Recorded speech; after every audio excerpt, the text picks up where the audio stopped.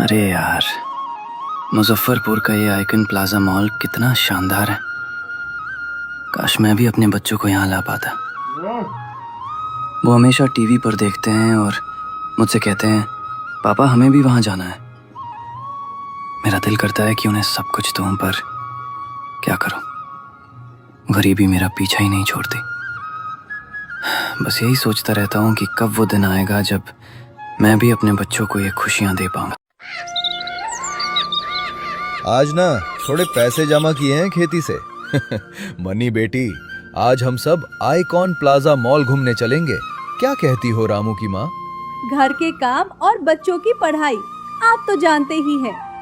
वैसे आज सोचा था कि थोड़ी शॉपिंग कर लूं। कुछ घर का सामान भी लेना है और अपने लिए भी कुछ देखूंगी। चलिए जी, कुछ सामान भी खरीद लेंगे।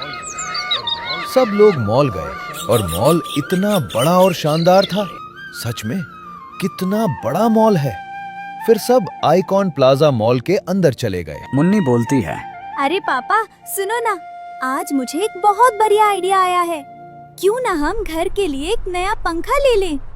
गर्मी कितनी बढ़ गई है ना? पुराना वाला भी अब ठीक से काम नहीं करता। सोचो कितना मजा आएगा ठंडी हवा में। प्लीज पापा, क्या कहते हो? अरे मुन्नी, तुम भी ना हमेशा कुछ न कुछ नया मांगती रहती हो। लेकिन हाँ, गर्मी तो बहुत है, एक पंखा तो बनता है।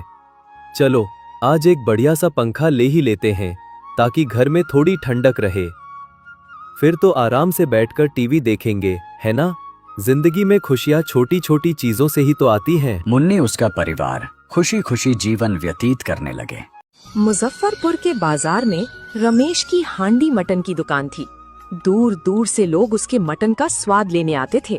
रमेश भाई, एक प्लेट हांडी मटन देना। अभी देता हूँ। ऐसा स्वाद पूरे मुजफ्फरपुर में नहीं मिलेगा। रमेश की दुकान खूब चल रही थी। एक रात रमेश हिसाब किताब देख रहा था। इतनी मेहनत करता हूँ फिर भी उतना पैसा नहीं बचता। जितना मिल रहा है उसी में खुश रहो। तभी उसके मन में लालच आ गया। अगले दिन रमेश ने मटन में मिलावट करना शुरू कर दिया। आज मटन का स्वाद खराब क्यों लग रहा है? भैया आज भी वही स्वाद है, आप क्या बोल रहे हो? ग्राहक चले जाएंगे ऐसे बोलोगे तो। एक दिन एक बड़ी कार दुकान के सामने रुकी।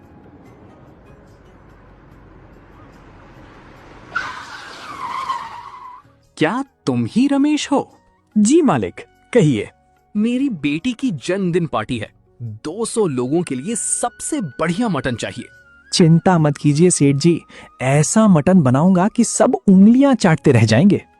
पैसे की चिंता मत करो, बस गुणवत्ता अच्छी होनी चाहिए। अगर शुद्ध मटन देंगे तो कम मुनाफा होगा। फिर क्या करे मालिक? कुछ सस्ता मांस खरीद लाओ और मसाला मिला देंगे, पता नहीं चलेगा।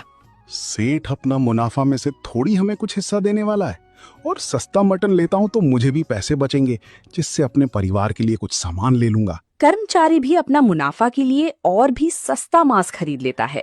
गांव में रंग बिरंगी लाइटें, बड़े टेंट और सुंदर सजावट लगी थी। वाह, क्या सजावट है! लगता है आज बहुत अच्छा खाना मिलेगा। काश जल्दी खाना शुरू हो।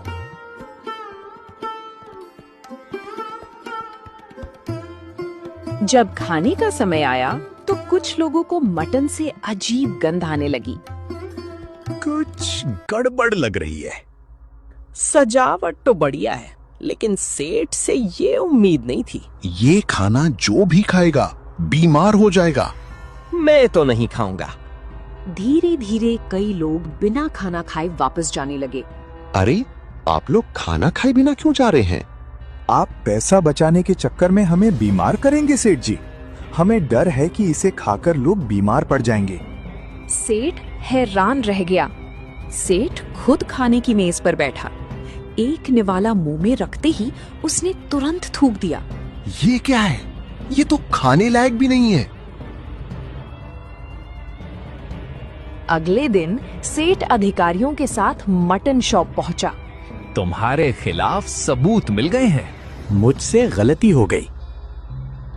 सेठ उसे माफ नहीं करता है और उसे अधिकारी के हवाले कर देता है। लालच में किया गया धोखा कभी न कभी सामने आ ही जाता है। ईमानदारी ही सबसे बड़ा व्यापार। मुजफ्फरपुर के सुजावलपुर में एक बहुत धनी सेठ रहता था। उसके पास बड़ा घर, महंगी गाड़ियां और खूब धन दौलत थी, लेकिन वो भगवान को नहीं मानता था। उसी गांव में अमृतेश नाम का एक गरीब लड़का रहता था। उसका घर छोटा था, लेकिन भगवान को मानता था। मुजफ्फरपुर में गरीबनाथ मंदिर बहुत प्रसिद्ध था।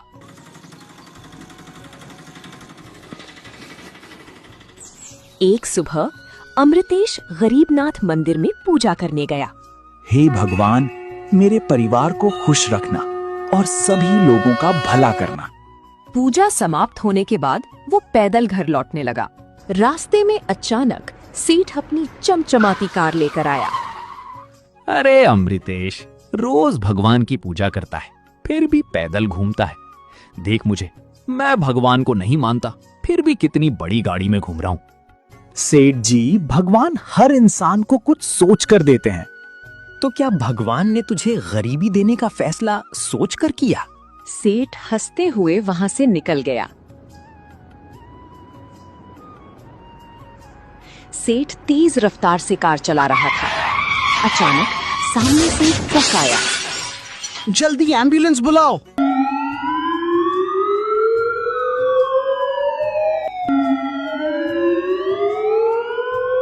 उसी समय खबर सुनकर अमृतेश भी अस्पताल पहुंच गया।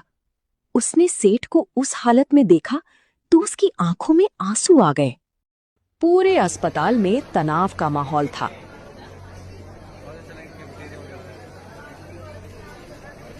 ऑपरेशन के दौरान अचानक मशीन की आवाज आने लगी।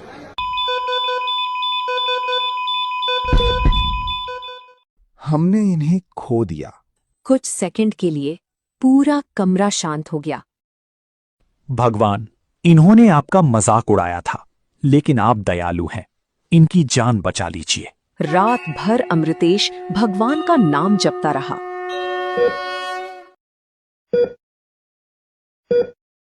ये तो चमत्कार है। 2 दिन बाद सेठ को होश आया। उसने सबसे पहले अमृतेश को देखा। सेठ ने आंखें बंद कर लीं। हे भगवान, मैंने घमंड में आपको भुला दिया था, मुझे क्षमा कर दीजिए। उस दिन के बाद से सेठ का जीवन बदल गया। वो गरीबों की मदद करने लगा और भगवान का धन्यवाद करने लगा।